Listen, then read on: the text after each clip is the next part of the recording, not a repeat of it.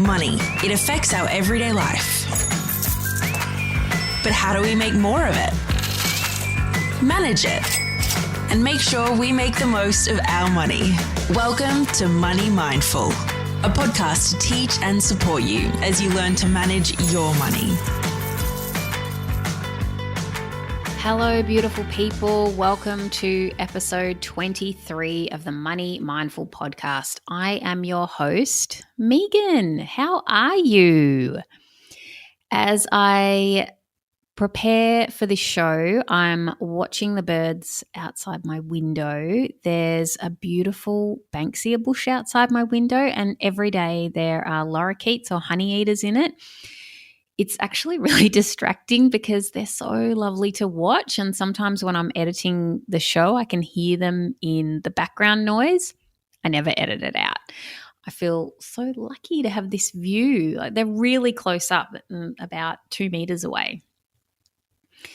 If you're joining me for the first time, welcome. I'm glad you're here. This podcast is all about creating a platform where women can learn about money, what is possible to create and how to do it.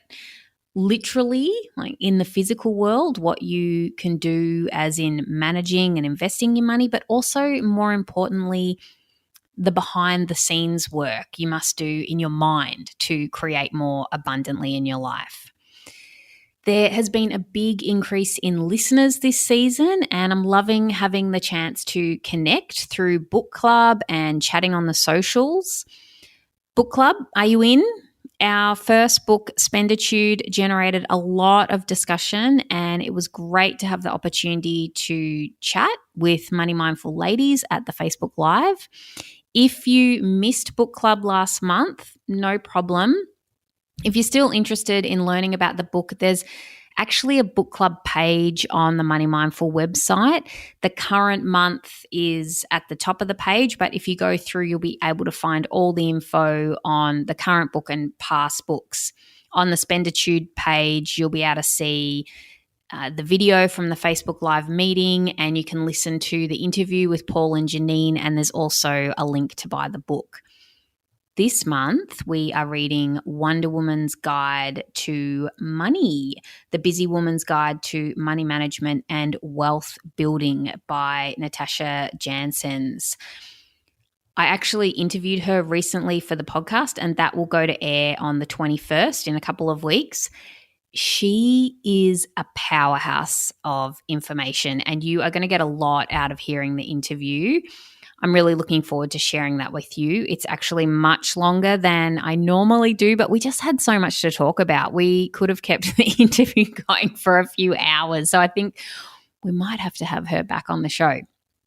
Listener shout out today goes to Sunsy79. They write, great show, really enjoying listening each week. Meaghan has a lot of great advice to offer. It's refreshing to hear a positive perspective on money, and season 2 has really reinforced that so far. It's okay to have money and want to make more of it. Thank you very much for writing a review. It helps others find the show. If you're enjoying the show and you are listening on iTunes, you just need to go to the podcast page of the podcast, scroll down the bottom, and you'll see the 5 stars that you can tap. And below that in purple writing, it says write a review. Thank you in advance if you go ahead and write a review, and thanks a million to all of you who have already written one. I really appreciate it because iTunes lets other people know about the show and makes it visible based on how many ratings you get, I believe. So the more people who go on and write about it, it gives other people a chance to find the show. So thank you for that. Okay, let's get into it, shall we?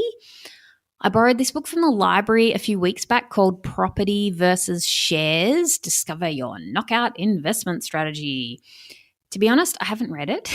I confess I'm a serial book stalker at the library, and I do have a bit of a problem. True story.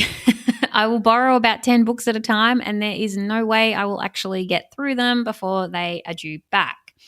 I usually have a flick through and end up reading one or two that really stand out to me. But getting back to the book, which one is better, property or shares? And which one should you be investing in? The truth is, I have no idea which one is better for you. I invest in both. I have a couple of investment properties and I also invest in a low-cost index fund. I invested in property first as I had a burning desire to own property, and I know at the end of the day, I have somewhere to live if necessary. When it comes to investing, the vehicle you choose, in my opinion, it's subjective. Some people will swear by property, or on the other hand, it will be shares. Some people don't invest in either and choose to put all their money into growing a business that generates income. I also often hear people talking about it's not how much you earn, but what you do with the money, which I agree with to a point. But let's face it, it's a lot easier to save money and invest when you're on a high income, right? But in the same breath, if you're a spender and don't have good money habits, it doesn't matter how much you earn, you will never have enough money because you spend it all, right? What is the number one thing I invest in and think you should too? Myself. Yep, that's right. And there are two things specifically: my mind and my education. I'll say that again. So I invest in my mind and I invest in my education. I invest in other things as well, property, shares, my superannuation, but the two most important things and my top priority are my mind and my education. Everything we do as humans is motivated by how we feel. We will avoid doing something to avoid feeling a negative emotion, right? Think about public speaking. It generates so much fear in many people as they can't stand the thought of feeling humiliated or embarrassed. Likewise, we will gravitate towards doing things because we want to feel positive emotion. Hugging our kids, eating ice cream, sex, socializing with friends. You get the idea. Here is the very, very important point. Pull over, grab a pen, hear this because this information can literally change your life.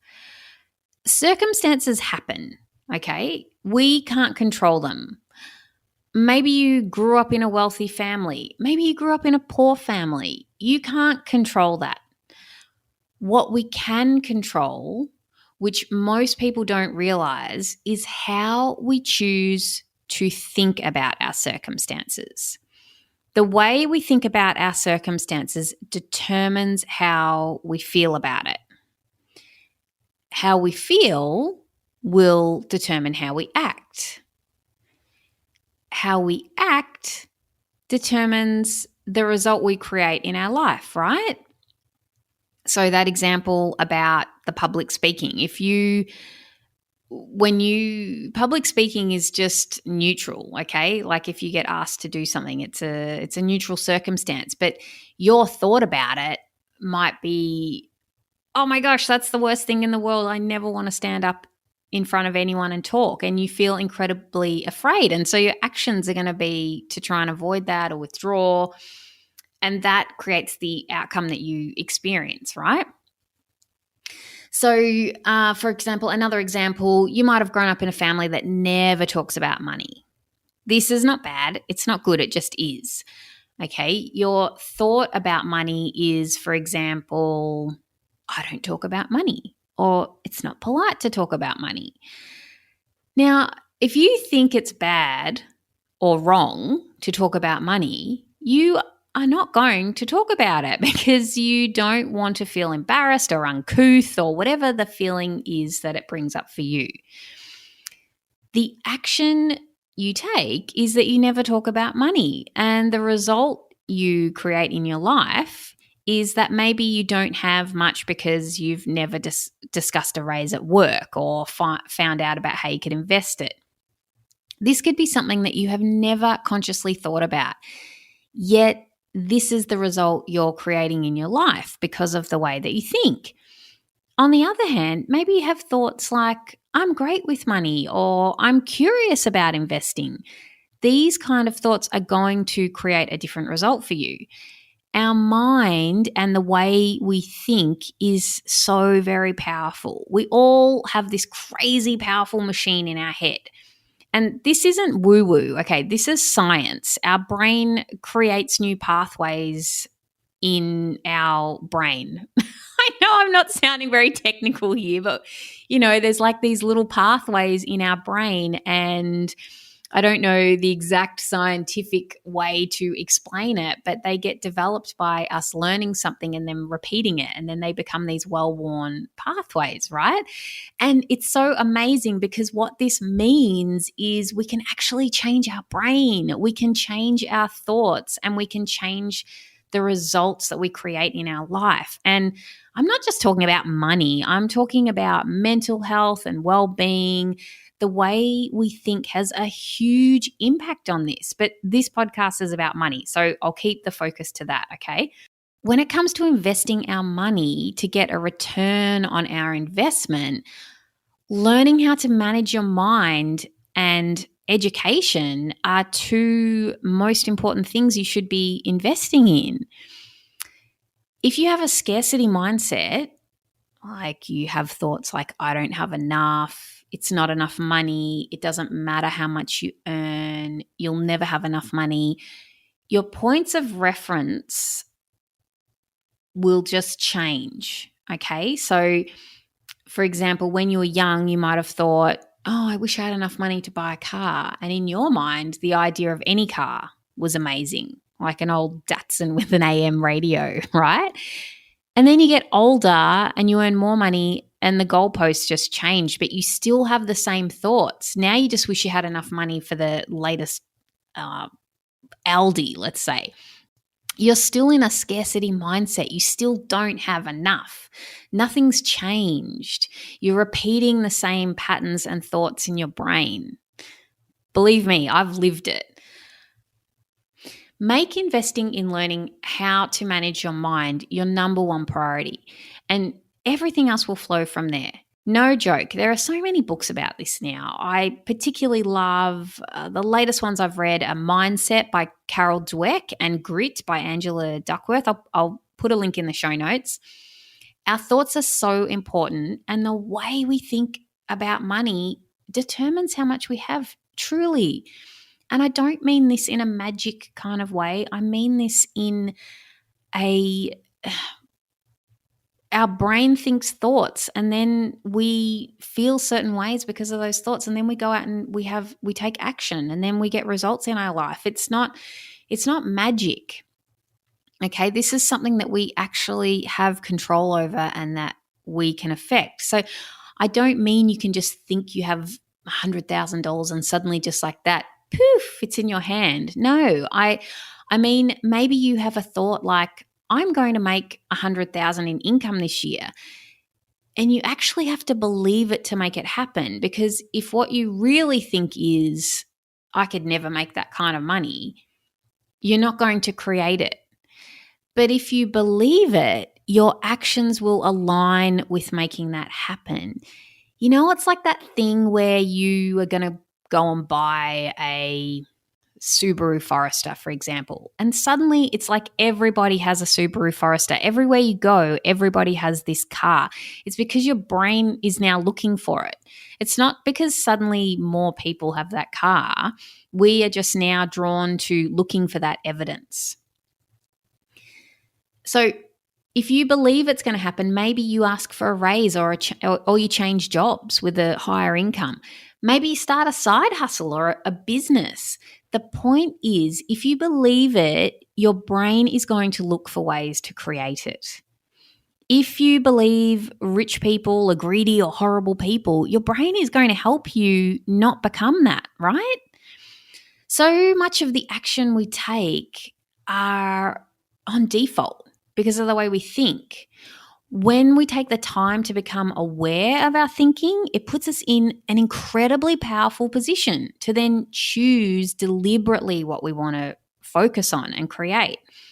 Having a life coach is really helpful for this, and that's why I have one and I invest in one.